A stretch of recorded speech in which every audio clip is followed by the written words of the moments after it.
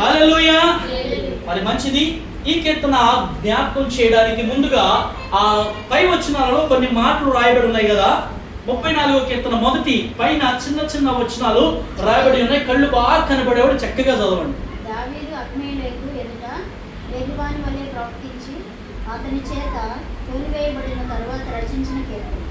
ఆ చిన్న వచనాలలో రాయబడినటువంటి ఒక గొప్ప హిస్టరీ ఈ రోజున జ్ఞాపకం చేసుకుని తర్వాత ఈ కీర్తన బాగా ధ్యానం చేద్దాం. దావీదు అబీమెలెకు ఎదుట వెర్రివాని వలె ప్రవర్తించి అతని చేత తోలివేయబడిన తరువాత రచించిన. అసలు ఈ దావీదు ఎందుకు ఆ అబీమెలెకు రాజు ఎదుట ఎలా ప్రవర్తించాడంట? వెర్రివాని వలె. అంటే ఒక రాజు ఇంకొక రాజు ఎదుట పిచ్చోడిలా ప్రవర్తించాడు అని.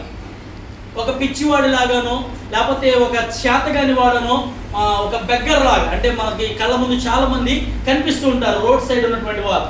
ఇలాగ ప్రవర్తించడానికి గల కారణం ఏమై ఉంటుంది? దావీదు అనే ఆయన ఇప్పటికే ఏ స్టేజ్లో ఉన్నాడు? ఆయన ఒక రాజు స్టేజ్లో ఉన్నాడు. కానీ అతడు అబీమెలెకు రాజు ఇంటికి వచ్చినప్పుడు అతడు ఎలా ప్రవర్తిస్తున్నాడంటే వెర్రివాని వలె ప్రవర్తిస్తున్నాడంట. వెర్రివాడు అంటే పిచ్చివాడు అని ఒక అర్థం చేసుకోవచ్చు. ఎందుకు అలా ప్రవర్తించడానికి గల కారణం ఏంటి? ఎందుకు అలా ప్రవర్తిస్తున్నాడు? ఏమై ఉండొచ్చు? అప్పటికే సౌలు చేత ఇంకా దావీదు తరమబడుతున్నటువంటి పరిస్థితులు. దావీదు ఆ సౌలుకి మరి వ్యతిరేకస్తుడు అయిపోయినటువంటి పరిస్థితి. అలా ఎందుకు వ్యతిరేకస్తుడు అయ్యాడో మనందరికీ తెలుసు. కానీ ఈ సౌలు అనేటువంటి వాడు అనేక మందికి వివరణ ఇచ్చాడు.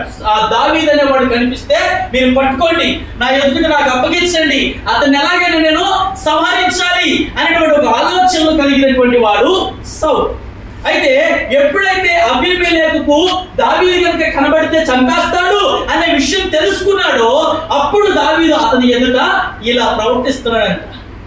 మాటలు సరిగ్గా రానివాడిలాగా, ఏమండి ఆ సరైనటువంటి ముఖ కవళికలు లేనివాడిలాగా, మరి అతని నుంచి ఏదో రీతిగా తప్పించుకోవడం కోసం అతడు ప్రయత్నిస్తూ ఉంటూ ఉన్నాడు.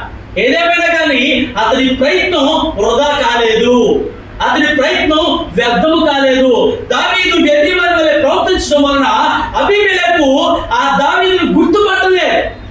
ఒకవేళ గుర్తుపట్టుంటే అక్కడే దావీదు సంహరించబడేవాడు, అక్కడే దావీదు చరిత్ర ముగిసిపోయి ఉండేది. ఇంకా తదుపరి ఆ కీర్తన భాగాలు రాయడానికి దావీదు అనేవాడు ఉండేవాడు. దేవుడిచ్చినటువంటి జ్ఞానము చేత, దేవుని ఆలోచన చేత మరి అతడు ఆ రీతిగా ప్రవర్తించబట్టి దావీదు ఆ స్థలంలో నుండి తప్పించబడ్డాడు. దేవునికి స్తోత్రం కలుగునగా. కొన్నిసార్లు మనం అంతే, ఎవరి దగ్గర చిక్కుబడిపోయాం అనుకోండి, ఎవరి దగ్గర ఇరుక్కుపోయాం అనుకోండి, మనకి ఏం చెప్పాలో ఏం ఆలోచించాలో ఆ క్షణంలో ఎలా తప్పించుకోవాలో మనకు కొన్నిసార్లు అర్థం కాదు. అప్పుడు దేవుని జ్ఞానం మనకు పనిచేస్తూ ఉంటాయి, అప్పుడు దేవుని ఆలోచనలు మనకు పనిచేస్తూ ఉంటాయి. ఏది చెప్తే ఆ స్థలంలో నుంచి మనం తప్పించబడతామో ఆ ఆలోచన కలుగజేసేవాడే చెప్పాలి. ఎవరో మాట్లాడండి. దేవుడు. మనకు మంచి ఆలోచన చెప్పేవాడు ఎవరు? దేవుడు. మనం సరైన మార్గంలో నడిపించేది ఎవరు? అది ఏదైనా మనకు ఆపద సంభవిస్తుంది అనుకున్నప్పుడు దాని నుంచి మనకు విడుదల దయచేసేవాడు దేవుడు ఒక్కడు మాత్రమే. దేవునికి స్తోత్రం కలుగునగా. అలాగూ ప్రవర్తించడం వలన అబీమెలెకు దావీదుని గుర్తుపట్టలేదు. ఎవరిని తీసుకురమ్మంటే ఎవరిని తీసుకొచ్చారో మీరు? నేను తీసుకురమ్మంది దావీదుని. దావీదు అంటే ఎలా ఉంటాడు? మీరు ఎవరు తీసుకొచ్చారు అసలు? అయ్యా కాదయ్యా, ఈ మనుషుడే దావీదయ్యా. దావీదు అలా ఉంటాడు. దావీదు రాజు